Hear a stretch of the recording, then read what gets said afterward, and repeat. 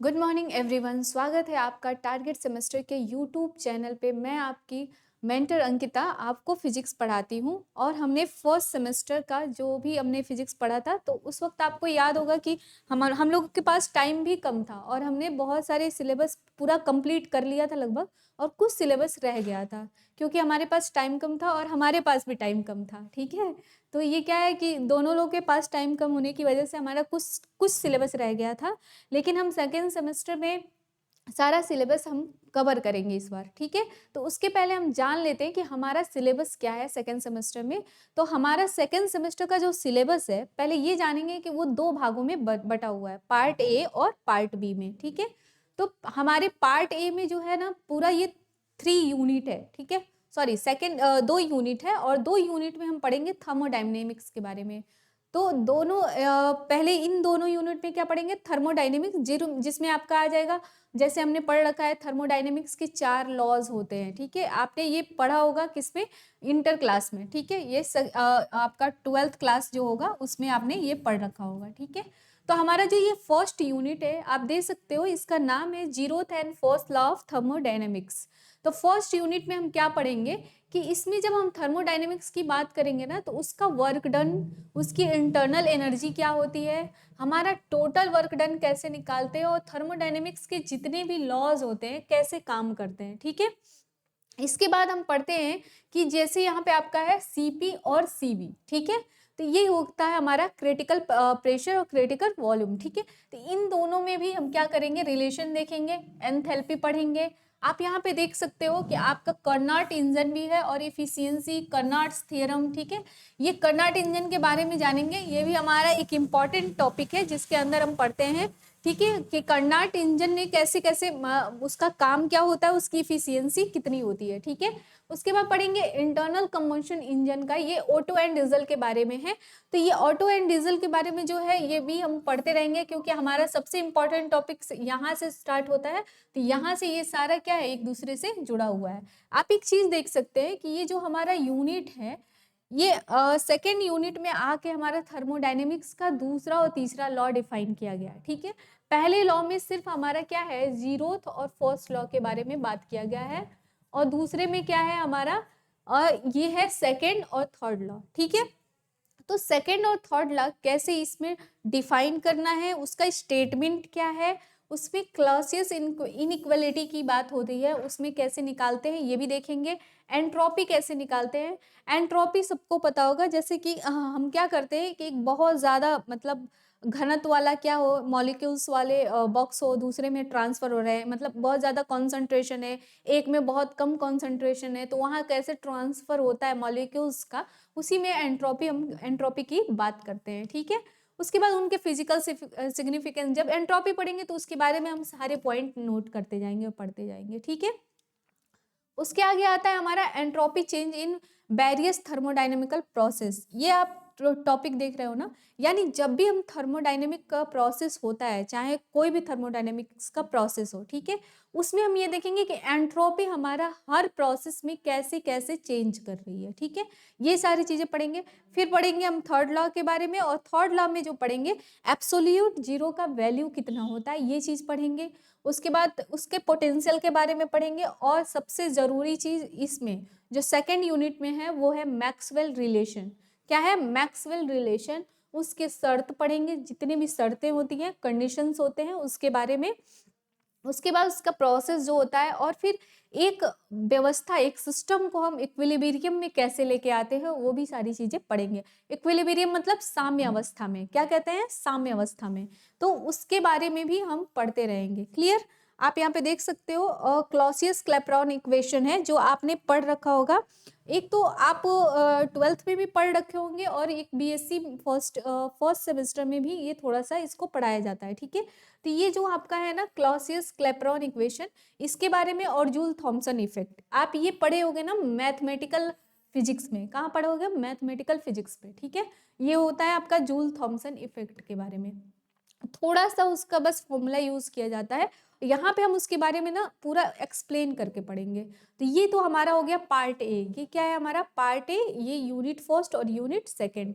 यहाँ पे आप पढ़ रहे थे हम लोग zero first law unit first में, और ये यूनिट सेकंड में हमारा सेकंड लॉ, सेकंड और थर्ड लॉ ऑफ थर्मोडाइनेमिक्स। ठीक है, तो ये आपका सिलेबस है पार्ट ए का। किसके लिए? बीएससी सेकेंड सेमेस्टर के लिए।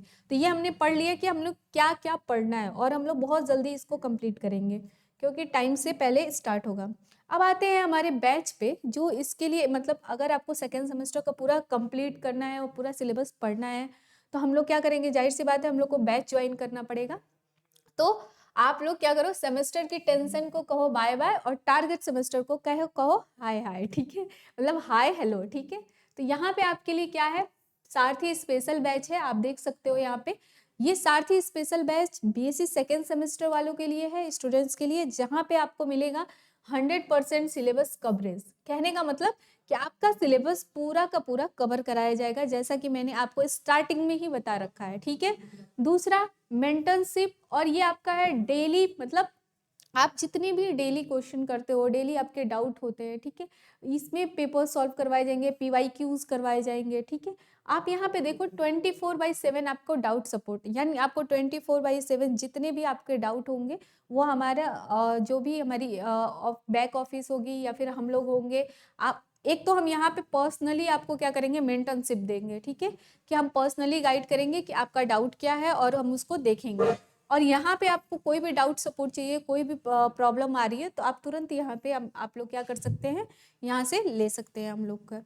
तो ये आप जो पूरा बैच देख रहे हो ना, ये पूरा बैच आपको 599 में मिल जाएगा। ठीक है, बहुत अफोर्डेबल प्राइस है, 599, और ये सिर्फ 30 जनवरी तक है। 30 जनवरी मैं लिख देती हूँ, ये देखो आप लोग 30 जनवरी।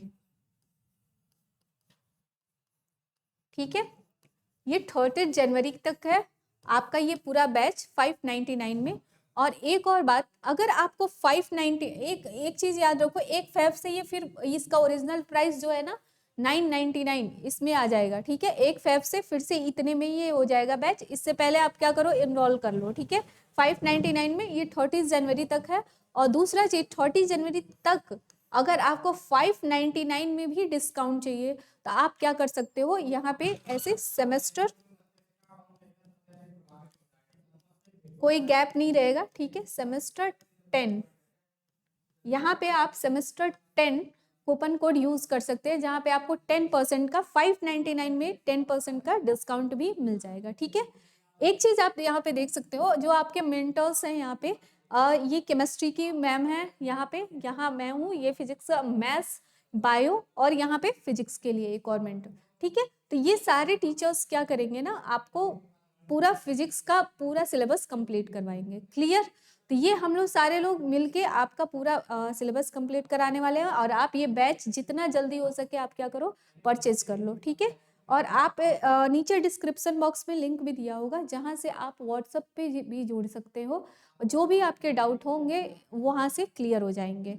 जैसे बीएससी सेकेंड सेमेस्टर है, तो उसका एक हमारा वो ग्रुप बना हुआ है, तो आप उस ग्रुप में ज्वाइन हो जाओगे, फिर आपका जो भी डाउट होगा वो क्लियर होता जाएगा। फिर हम डिस्कस करते हैं, हमारा आता है ये पार्ट ए में ही आता है क्या, हमारा थर्ड और फोर्थ यूनिट देखते हैं, काइनेटिक थियरी ऑफ गैसेस, और ये होता है थियरी ऑफ रेडिएशन। ठीक है, तो इसमें आपके 4 यूनिट हो गए। इसमें होगा kinetic model and deduction of gas ले। आप यहाँ पे देखो मैक्सवेल लॉ है ना, उसके डिस्ट्रीब्यूशन की बात करेगा, कि उसका डिस्ट्रीब्यूशन क्या है, वेलोसिटी क्या है, इसके बारे में पढ़ेंगे। डिग्री ऑफ फ्रीडम क्या होता है, ठीक है, डिग्री ऑफ फ्रीडम हाईएस्ट माना जाता है। ठीक है, डिग्री आपने पढ़ रखा होगा। Law of equipartition of energy, जो एनर्जी का इक्विपार्टीशन एनर्जी होता है उसके नियम क्या होते हैं। स्पेसिफिक हीट, यानी mono, di and polyatomic. ठीक है, तो इसमें ना जब हम स्पेसिफिक हीट की बात करते हैं, यानी एक एटम हो या 2 एटम हो या बहुत सारे एटम मिल जाए, वहां पे उसकी विशिष्ट ऊष्मा की हम बात करेंगे और वहां पे पढ़ेंगे। और सबसे ये जो है ना आपका इम्पोर्टेंट है, जो थियरी ऑफ रेडिएशन में आता है, ब्लैक बॉडी रेडिएशन। ये मैंने पहले भी आपको पढ़ा रखा है। ठीक है, मतलब इसके पहले वाले साल में, तो ये आप देख सकते हो, black body radiation, spectral distribution, concept of energy density. ठीक है, ये सारी चीजें आपके पढ़े हुए, प्लांक्स लॉ डिडक्शन, ये आपका थोड़ा सा नया आ जाएगा। रेले जीन्स लॉ पढ़ेंगे, स्टीफन बोल्ट्जमान लॉ आपने पढ़ी रखा होगा, जिसको बोल्ट्जमान कांस्टेंट क्या कहते हैं, के कहते हैं। ठीक है, तो यहाँ से हम क्या करेंगे, पढ़ते जाएंगे। उसके बाद हमारा पार्ट बी आता है। पार्ट बी आपका होता है सेमीकंडक्टर। ठीक है, आपके सेकेंड सेमेस्टर से सेमीकंडक्टर से बहुत ज्यादा क्वेश्चन उठाए जाते हैं। जैसे आपका सेमीकंडक्टर ये वाला, आप पहले सेकेंड यूनिट की हम बात करते हैं, इसमें भी 4 यूनिट होंगे, पर हम सेकेंड यूनिट की बात करते हैं। सेमीकंडक्टर में जो आपका है ना P and N type semiconductor, इसके बारे में ज्यादा पढ़ाया जाता है। ठीक है, और क्वेश्चन भी यहाँ से ज्यादा उठता है। ठीक है, पॉइंट कॉन्टेक्ट, फोटोडायोड्स, फोटोडायोड्स मतलब हम यहाँ पे ऑप्टिक्स थोड़ा सा, ये फोटोडायोड्स जब बात होती है ना तो यह लाइट की बात करती है। फोटो का मतलब ही क्या होता है, लाइट। जहां फोटो वर्ड यूज हो जाए वहां उसका मतलब होता है लाइट। क्या होता है, लाइट। क्लियर, तो फोटो का मतलब ही होता है लाइट्स की बात कर रहा है। यहाँ पे हम PN junction diode, Zener diode, ठीक है, ये सारी चीजें पढ़ेंगे। उसके बाद आता है फर्स्ट यूनिट, बाद में हम लोग फर्स्ट यूनिट यहाँ पे देख रहे हैं। इसमें आता है आपका LCR सर्किट। कौन सा आता है, LCR सर्किट। ठीक है, तो LCR सर्किट में हम पढ़ते हैं, एक होता है हमारा LC, एक होता है RC, फिर होता है LCR सर्किट। ठीक है, उसके बाद हम इसमें पढ़ेंगे कि हमारा जो RL सर्किट है उसका ग्रोथ कैसे होता है और उसमें कमियां कैसे आती हैं, उसके बारे में पढ़ेंगे। उसका मेजरमेंट कैसे निकालते हैं और उसकी कैपेसिटी कितनी होती है, उसके बारे में भी हम पढ़ेंगे। तो ये जो आपके 2 यूनिट है, मैंने बताया कि सेकेंड यूनिट बहुत इंपॉर्टेंट होता है पढ़ने के लिए, क्योंकि अधिकतर क्वेश्चंस कहाँ से उठाते हैं, सेमीकंडक्टर से उठाए जाते हैं। ठीक है, तो हम लोग ये सारी यूनिट वैसे कवर करेंगे, लेकिन हम बता दे रहे हैं, वैसे आपको पहले से जानकारी होनी चाहिए। अब यहाँ पे देखो, अब आता है हमारा third unit, transistor. Transistor PNP और एनपीएन आपने पढ़ रखा है। ये बाईपोलर जंक्शंस होते हैं जिनकी 2 ध्रुव होती है, 2 पोल होते हैं, ये यूनिपोलर जंक्शन का काम नहीं करते। यहाँ पे क्या है, पीएनपी और एनपीएन, जब दो ये तीन जंक्शन मिलके जब बनाया जाता है ना जो डायोड या ट्रांजिस्टर, उसमें क्या होता है, हमारा बाईपोलर जंक्शन काम करता है। ठीक है, इसके बाद हम पढ़ेंगे, ये हो गया हमारा सीबी, सीई और सीसी। ठीक है, यानी ये हमारा कंडक्शन। ठीक है, यहाँ पे देखो, और ये हो जाएगा यहाँ पे इलेक्ट्रिक करंट की बात करेंगे, यहाँ पे कंडक्शन की बात करेंगे, फिर इंसुलेटर की भी बात करेंगे, फिर हमारा जो होता है कट ऑफ रीजन कितना होता है उसके बारे में बात करेंगे। उसके बाद आता है वोल्टेज कैसे निकालते हैं, हमारा करंट गेन क्या होता है, ट्रांजिस्टर और उनके बीच में क्या क्या रिलेशंस होती है, उनके बीच में जो भी हम रिलेशन निकालेंगे फॉर्मूला के बीच में, जो हमारा पूरा न्यूमेरिकल सॉल्व करने में यूज होता है, उसके बारे में भी पढ़ेंगे। ठीक है, उसके बाद हम पढ़ेंगे bias circuit for CE amplifier. Amplifier क्या करता है, एम्पलीफायर मतलब एम्पलीफाई करता है, पता है ना। एम्पलीफायर का शॉर्टेस्ट डेफिनेशन यही है कि वो एम्पलीफाई करता है किसी चीज को। ठीक है, तो एम्पलीफाई करना यानी उसमें से कमियों को निकालना। ठीक है, तो ये हम एम्पलीफायर के बारे में पढ़ेंगे। और यहाँ से आरसी कपल्ड एम्पलीफायर जो होता है, ये हमारा सबसे इंपॉर्टेंट, ट्रांजिस्टर में जो होता है ये हमारा इंपॉर्टेंट टॉपिक है। इसमें देखो आरसी कपल्ड एम्पलीफायर और एक जो हम पढ़ेंगे पीएनपीएन और एनपीएन ट्रांजिस्टर के बारे में, जो जंक्शन है उसके बारे में पढ़ेंगे। उसके बाद आता है हमारा इलेक्ट्रॉनिक इंस्ट्रूमेंटेशन, यानी इसमें सारे जो भी इंस्ट्रूमेंट यूज होते हैं, मल्टीमीटर, एमीटर, सीआरओ।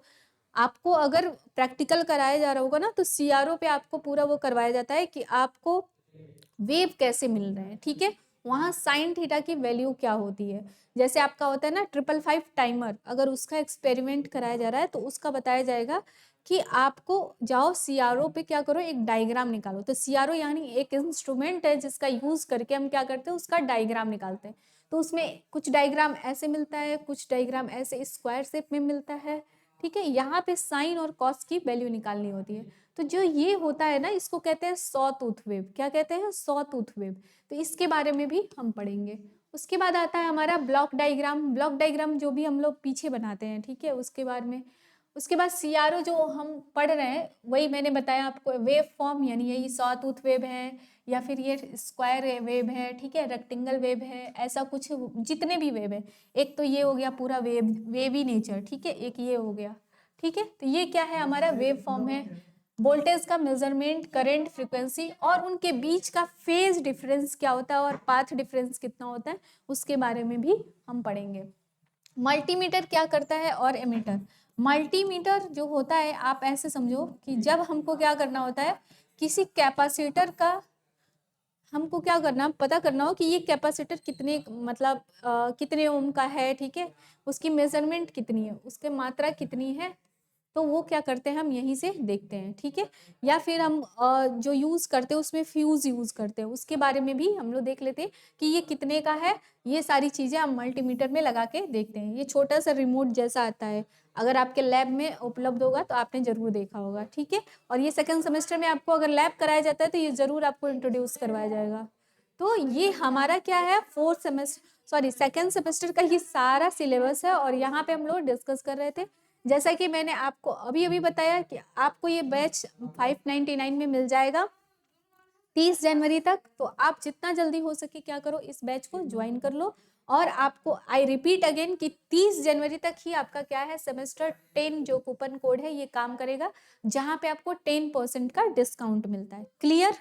दूसरा चीज, आप एक और चीज देखेंगे कि आपको ये सारा बैच तो मिल जाएगा, लेकिन अगर आपको कुछ डाउट तुरंत हो तो कैसे पूछेंगे, नीचे आपको डिस्क्रिप्शन बॉक्स में इसका लिंक मिल जाएगा, जहाँ पे आप जाके क्लिक करो और वहाँ से व्हाट्सएप ग्रुप पे जुड़ जाओ, जहाँ सेकेंड सेमेस्टर के बच्चों का ग्रुप बना हुआ है। वहाँ पे आपको जितने भी डाउट होंगे वो क्लियर होंगे।